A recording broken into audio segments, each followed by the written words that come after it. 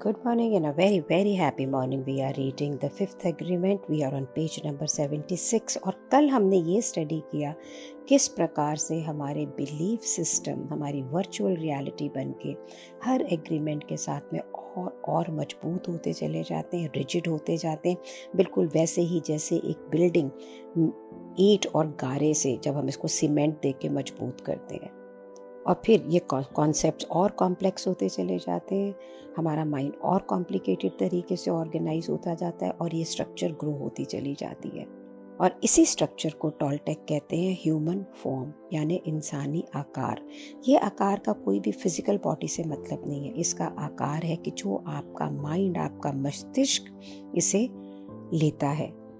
ये स्ट्रक्चर है आपका धारणाएं, आपके विश्वास की, जो आपको आपके बारे में है।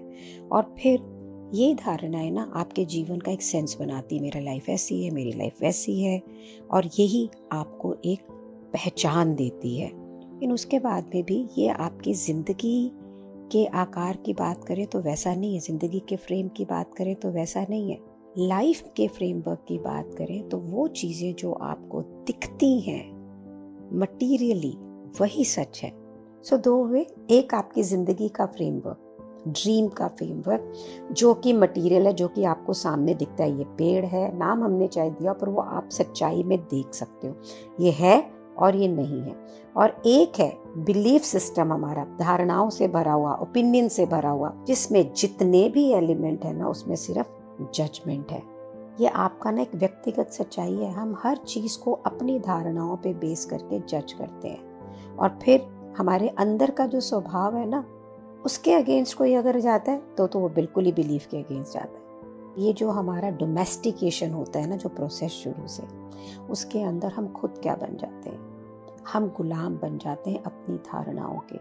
और ये धारणाएं आपके जीवन पे रूल करती हैं, राज्य करती हैं। हम खुद जब अपनी बनाई हुई रूल बुक के साथ में काम करते हैं तो अपने आप को रिवॉर्ड करते हैं, जब हम उसे नहीं फॉलो करते हैं तो हम खुद ही अपने आप को पनिश करते हैं। अगर मैं ये बना लूँ कि एक बहन ऐसी होनी चाहिए या माँ ऐसी होनी चाहिए, और फिर मैं वैसे ही नहीं रहूँ, तो अपने को पनिश करूँगी ना कि मैं बुरी हूँ, जैसा कि मैंने हमेशा किया। आपका खुद का बिलीफ सिस्टम आपके दिमाग का जज बन जाता है, न्याय करने वाला बन जाता है। और सबसे पहले पता है कौन है? हम खुद विक्टिम होते हैं, लोग नहीं होते, हम खुद होते हैं, अपने आप को पनिश करते हैं। ये न्याय करने वाला बड़ा जज आपका जो बिलीफ सिस्टम है, किससे बनता है? भाषा से, लैंग्वेज से। जिस चीज़ को हम परसीव करते हैं, इवन जो हम भाषा जो हम पढ़ते हैं, लिखते हैं, उसको भी हम जज करते हैं। और विक्टिम वो भी हमारा ही हिस्सा है। तो हम अपने आप को पहले शहीद करते हैं, मोहरा बनाते हैं, और फिर जब हम बाहर जिंदगी के अंदर लोगों के साथ में इंटरैक्ट करते हैं तो हम उन्हें भी जज करते हैं, उन्हें भी पनिश करते हैं, क्योंकि वो हमारी जो पर्सनल, हमारा जो व्यक्तिगत एक बिलीफ सिस्टम, एक नियम कायदे हैं, उसके अंदर फिट नहीं होते। और ये आपके अंदर बैठा हुआ जज, ये तो हमेशा परफेक्ट जॉब करता है, उत्तम करता है, क्योंकि आप एग्री करते हैं कि ये उत्तम करता है, यही ठीक है। तो अगर हम ध्यान से इसको समझें तो हमारा बिलीफ सिस्टम जो हमारी ज़िंदगी में हमारे ही अंदर है, ये नॉलेज हमारे ही अगेंस्ट काम आती है।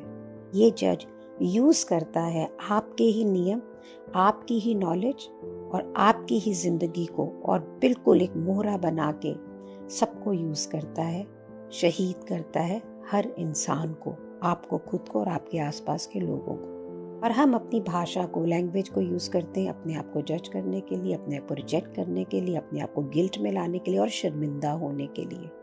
इन शब्दों को यूज़ करके वो हमें और मिजरेबल बनाता है। हम खुद अपने लिए एक राक्षसी, डरते, डीमंस, डरते हैं हम उनसे, और हमारी अपनी पर्सनल ज़िंदगी बिल्कुल नरक की तरह हो जाती है। और हम बहुत सारे शब्द अलग अलग यूज़ कर सकते हैं सेम बात को कहने में। शालिनी नकारी है, शालिनी को कुछ नहीं आता, बदतमीज़ है, आलसी है, इसे किसी की परवाह नहीं है। एक ही चीज़ को कितनी तरह से बोल सकते हैं ना। सो टायरेंट नहीं होता, एक राजा जो बिल्कुल हर एक के ऊपर बहुत ही अन्याय करता है।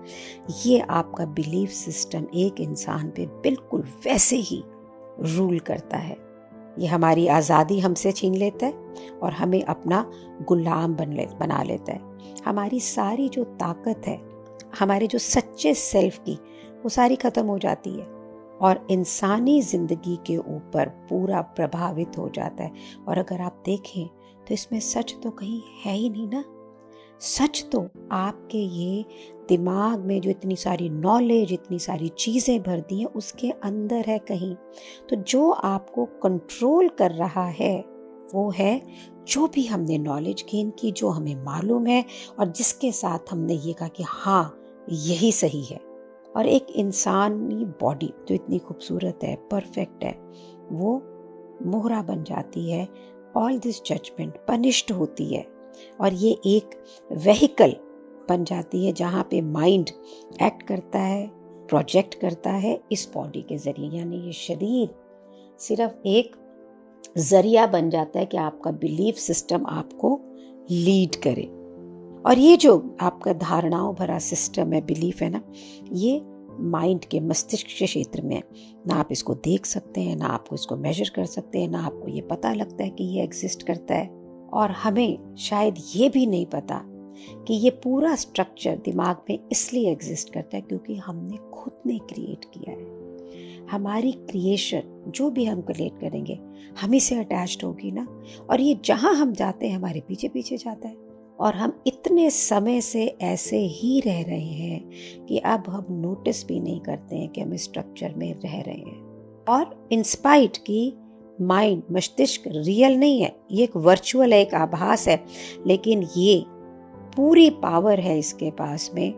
और वहीं से जिंदगी क्रिएट हो रही है और जिंदगी ने ही मस्तिष्क को क्रिएट किया है। विपाशना का जो पूरा सिद्धांत है वो यहीं पर है, इन बिलीफ सिस्टम से बाहर निकलना। और ये जितनी नॉलेज, उसको कहते हैं बुद्धि विलास, उसके नीचे जो हम रियल बीइंग है, हमारी जो रियल सेल्फ है, उसको एक्सपीरियंस करना। तो अब जब हम एक ऐसे रास्ते पे हैं कि जहाँ पे हम मास्टरी चाहते हैं कि सचेत हो जाए, और तो हमारी अपनी क्या क्रिएशन हमने की है उसके प्रति सचेत होना सबसे इम्पॉर्टेंट है। जैसे कि भाषा में एक एक अक्षर होता है ना, वैसे हमारा एक एक बिलीफ, हमारी जिंदगी की फिलॉसफी में एक एक अक्षर है और वो हमारी जिंदगी को यूज कर रहा है खुद को सरवाइव करने के लिए। अगर हम अपने माइंड को एक्शन में देख पाए ना, उसके प्रति सचेत हो पाए, तो हम पता है क्या देखेंगे कि वहाँ पे मिलियंस एंड मिलियंस ऑफ जिंदगियों के आकार है। हम देखेंगे कि हम अपनी जिंदगी में अलाउ कर रहे हैं इसे जो मर्जी क्रिएट करना, हम पावर दे रहे हैं हमारे विश्वास को, और ये हमारी सारी अटेंशन को अपनी तरफ लेके जाता है। तो हम अपनी लाइफ फोर्स को, अपने जीवन को, अपनी एनर्जी को, ये पूरे बिलीफ सिस्टम की स्ट्रक्चर को क्रिएट करने में सपोर्ट कर रहे हैं। हमारे अगर हम नहीं होंगे तो कोई आइडिया एग्जिस्ट नहीं करेगा। अगर हम नहीं हैं तो ये पूरी स्ट्रक्चर कोलैप्स कर जाएगी। आप बैठें और अपनी कल्पना शक्ति की पावर को यूज़ करें। पेज नंबर 79 पे कहता है, तो कहता है हम ये देख पाएंगे किस प्रकार से हमने अपनी पर्सनल माइथोलॉजी क्रिएट की है। इस प्रकार से हमने झूठ पर पूरा विश्वास करके एक बिलीफ सिस्टम क्रिएट करा है।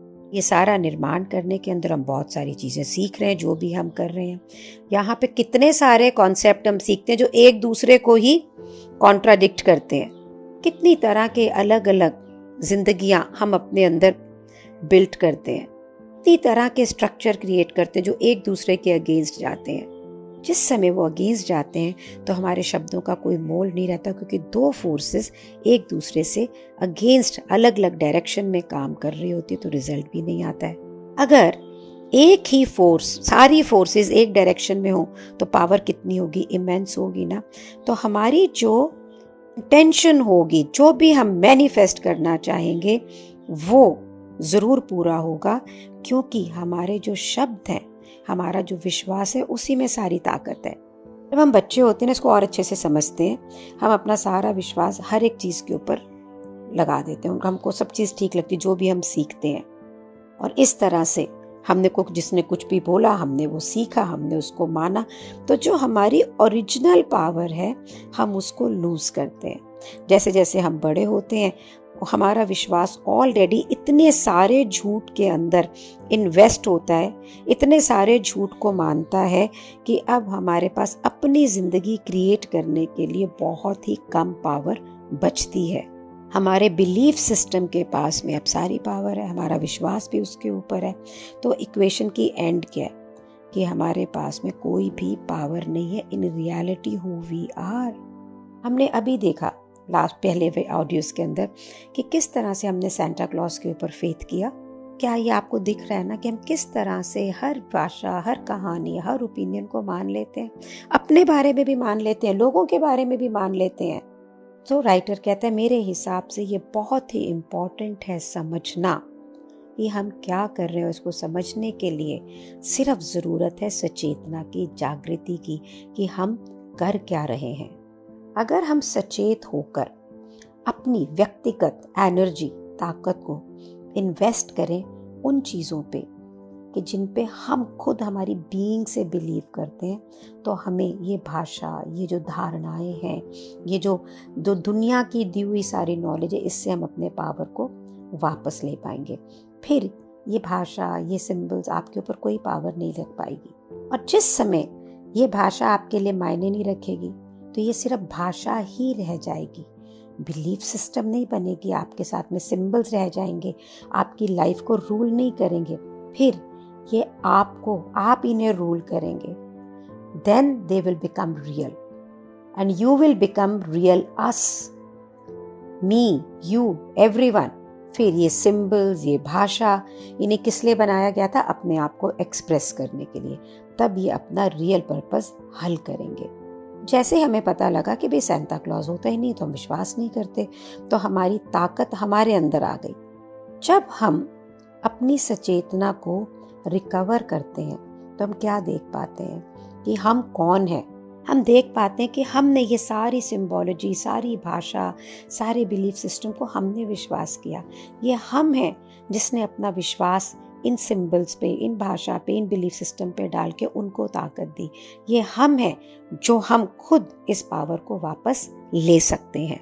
इस जागृति के साथ राइटर कहता है, मैं ये पूरा विश्वास करता हूँ कि हम अपनी पूरी पावर वापस ले सकते हैं और फिर हम लाइफ की किसी भी सिचुएशन के अंदर कंट्रोल नहीं लूज करेंगे, क्योंकि लाइफ तो हमारी अपनी क्रिएशन बन जाएगी ना।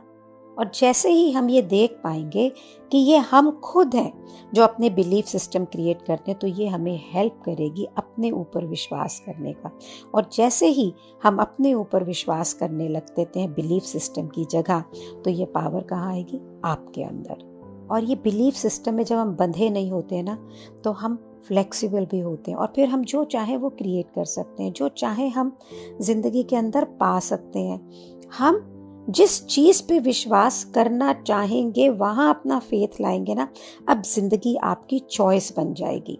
आप ये सोचिए कि जो जिंदगी की चीजें आपको सफरिंग दे रही हैं, अगर आप उस पर विश्वास नहीं करें तो एक मैजिक नहीं हो जाएगा, सफरिंग भाग नहीं जाएगी वहां से।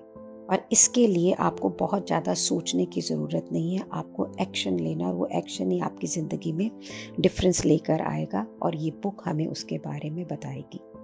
आपके लिए पढ़ने से पहले जब मैं इस चैप्टर को खुद पढ़ रही थी, तो बहुत सारे एरिया मुझे लाइफ में ऐसे दिख रहे थे जहाँ पे दुख, सो माई चिल्ड्रन, माई फैमिली में भी देखते इज़ नॉट सेटल्ड, तो भी मुझे लॉन्ग टर्म काम करना है। So many of the hard decisions which people take, तुम्हें लगता है कि अरे ये कैसे हो सकता है, क्योंकि आपके बिलीफ सिस्टम में ऐसा नहीं होना चाहिए। For an example, my husband Ajay decided that at the age of 65 and he doesn't want to work. He has worked very hard for last 25 years. Logically मेरे belief system में ये था, how can he do that? He is a breadwinner of the family. He has to work. He has to provide. But later I realized it is his choice. It is his life. है हमारे पास security, तो कोई ज़रूरी नहीं है कि वो काम करें। लेकिन एक ये belief system कि a breadwinner of the family has to be a breadwinner and the men are breadwinner of the family. आप समझ रहे हैं कितना उसके अंदर suffocation है if that man of the family or a father or a husband doesn't want to be like that. Similarly for children, similarly for wife, कि मेरे को औरत है तो उसको घर संभालना ही है, ये करना ही है। ये सारे बिलीफ सिस्टम ही है ना, ये हमारे इंडियन समाज के। बाहर देखें तो ऐसा कुछ नहीं है, उनके अपने अलग अलग बिलीफ सिस्टम है। सो अगर बुक हमें ये कहना चाह रही है कि हम इसे जागृत होकर देखना चालू करें और ये सोचें कि ये जो हमारा बिलीफ सिस्टम है ये हमें गुलाम बना रहा है, आज़ाद बना रहा है, और अगर हम इससे बाहर निकलते हैं तो लाइफ हमारी कैसी होगी, how will that be? Do share your views about it. Do share these audio videos with a lot of people. Thank you so much for being in my life. Thank you so much, and further we'll see how to take action.